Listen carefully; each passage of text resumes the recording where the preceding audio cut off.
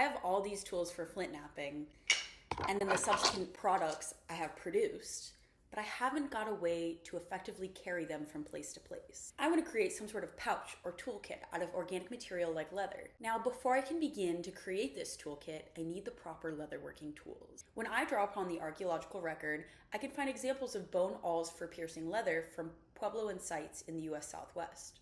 The people of Atasana Pueblo used sharpened and polished deer metapodials and mammal ulna bones as awl tools. Let's see if we can recreate them. I began by taking a roasted lamb ulna left over from a family meal. This bone was effectively a piece of trash. Much of its grease was stripped in the roasting process, it had a strong, gamey smell, and was relatively flexible. The state of the bone made for a speedy construction process. After about 2 minutes of filing on my abrader stone, the thin central portion of the bone snapped, exposing a sharp point, perfect for piercing holes. As for my process constructing the deer metapodial awl, I began by scoring either side of the bone with a sharp blade of flint I had napped off of a cord, to begin the process of splitting the bone in two. The process of forming deep grooves took a long time. I ended up getting frustrated and took to scoring with a small handsaw. Once deep enough grooves were scored, I could use a wedge-shaped piece of flint and my soft hammer and split the bone lengthwise. I sharpened each half of these into similar shapes as my reference photos. Next, I began constructing my sewing needles. When looking at bone sewing needles in the archaeological record, I found a preference for birds and small mammal bones. This makes sense. You want a sewing needle to be small, robust, and flexible when pushed through tough or stretchy leather.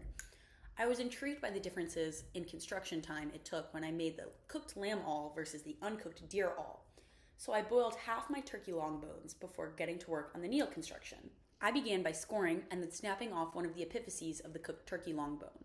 Next, I scored grooves lengthwise along the bone and formed a groove to place my wedge to best split the bone. Similar to the deer bone awl, I was able to grind down the split bone on the abrader stone into the flat needle shape I was looking for. Next, I took a piece of stone, napped to a point, affixed to a wooden rod to drill a small eye hole in the needle. I found that a sharp flake of stone worked well to punch out the last little bit of bone, widening the eye. I repeated this process with the uncooked turkey bone, finding it was slightly more difficult to score and grind the uncooked compared to the cooked avian bone, as was also the case with the cooked and uncooked mammal awls. Finally, I was able to begin the process of punching the leather. My goal was to create a rectangle with pockets where tools could be placed, and the whole container could be rolled and secured for convenient transportation. The process of punching soft, stretchy deer hide was more difficult than I expected. The leather stretched into large pits and only small holes were pierced. While testing if the uncooked sewing needle could fit through the punched hole, I broke my first needle into many pieces. I concluded that larger awl punches were going to be necessary for the size needle I was using. Finally, I got to sewing. I spent about 5 hours in total re-stretching holes and pushing threaded needles through. I used wool darning thread and a backstitch to secure all the edges.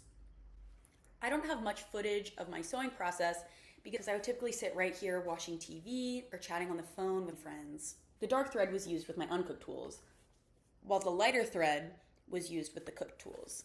I used a simple button stitch to secure the dividers for different pockets. These right here. I added a small line of backstitch and a tight strap for my smaller needles. You can see this one affixed right here. For extra security and aesthetics, I fastened the ends with leather straps. When reflecting on this process, I can conclude that leatherworking is a relatively accessible skill with sufficient time, trial, and error.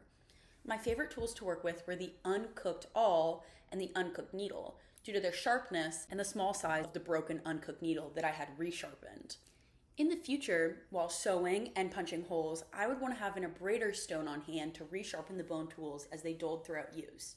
This would impact the microwear. Just as stone tools are resharpened using pressure flaking, bone tools are dynamic in their maintenance.